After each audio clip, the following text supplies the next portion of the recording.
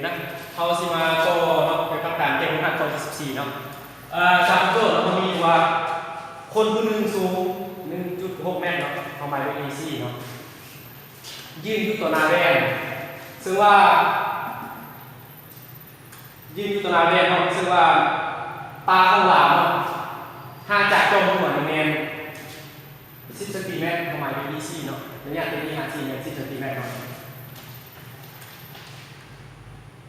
อันนี้จุด B เนี่ยเขากำหนดเป็นจุดตาเนาะตาของเราแต่ว่าพวกนี้มันแต้มเป็นโค้งแต่ว่าเขากำหนดว่าจุด B เป็นจุดตาของเราเมื่อเราต้องการเห็นหัวของเราเนี่ยหมายความว่าเมื่อเรามีแสงตาไปกระทบกับหน้าแบบนี้เราหน้าแบบนี้จะให้เกิดแสงสะท้อนคือกับ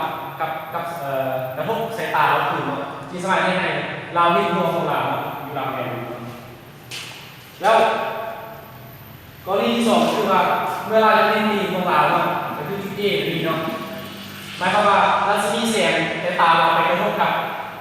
หน้าแบบนี้จุด O นี่เนาะแล้วมันจะให้มีรัศมีแสงสะท้อนขึ้นเนาะกับขึ้นจุดตาเราแล้วสามารถให้เราเห็นปีกของเราได้อยู่บางแบบเนาะจากนั้นเราจะสายซ่าตรงนี้จาก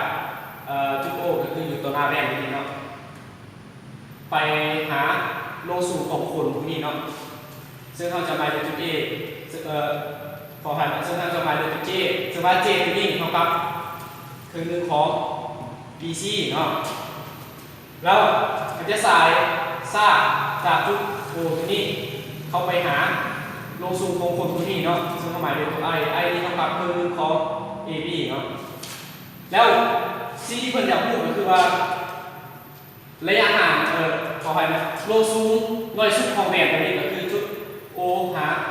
A ขีดO ขีดตรงนี้เนาะเขาสิมาแก้เนาะที่ที่เป็นตัว O ขีดนี่แม่นโลซูมหน่วยสุดของแบบเนาะซึ่งว่า O ขีดเท่ากับเนี่ยจับรูปอันนี้ O ขีดเท่ากับเนี่ย I B บวกให้เนี่ย B J เห็นป่ะเราจะได้ซึ่งIB เท่ากับตัวของ AB เนาะตัวให้ BJ สวัสดี BJ รู้อยู่แล้วจับเต็มเนาะแม้เท่ากับตัวของ BC แบบนี้เขารู้อยู่แล้วว่าค่าของ EB มันเท่าไหร่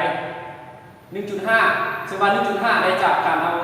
ระยะห่างจาก BC ลบให้ BC เนาะเขาจะได้ 1.5 แล้วจะแถมค่าเข้าไปเนาะ BC มันเท่าไหร่ BC มัน10 เซนติเมตร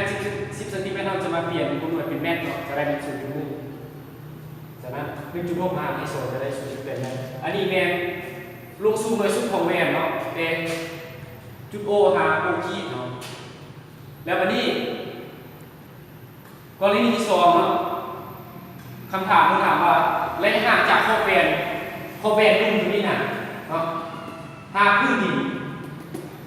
นเนาะมันเท่ากับเท่าไหร่วันนี้เราสิมาวิเคราะห์เนาะ O หักตัวนี้เอามาลงเนาะระยะจาก O หักนี่นะมันจะเท่ากับระยะแค่ IA เป็นบล็อกมันเท่ากันเนี่ย O หักตัวนี้เท่ากันเนาะซึ่งว่า IA ตัวนี้เท่ากับครึ่งหนึ่งของ AB เป็นบล็อกครึ่งหนึ่งของ AB ซึ่ง AB เราพูดอยู่แล้วค่าของมันก็คือเนี่ย 1.5 เมตร 1.5 เขาซื้อมาเรียนค่าเขาเลยเนาะอันที่2เท่ากับ 0.75 เมตรซึ่งว่าเขาซื้อมาเปลี่ยนเป็นหน่วยจากเมตรเป็นเซนติจะเท่ากับ75 เซนติแล้วประเด็นสุดท้ายที่ต้องถามคือว่าระยะต่างๆที่กล่าวมาครั้งนั้นจะขึ้นกับระยะห่างแบนและคนเงียงแบนหรือบ่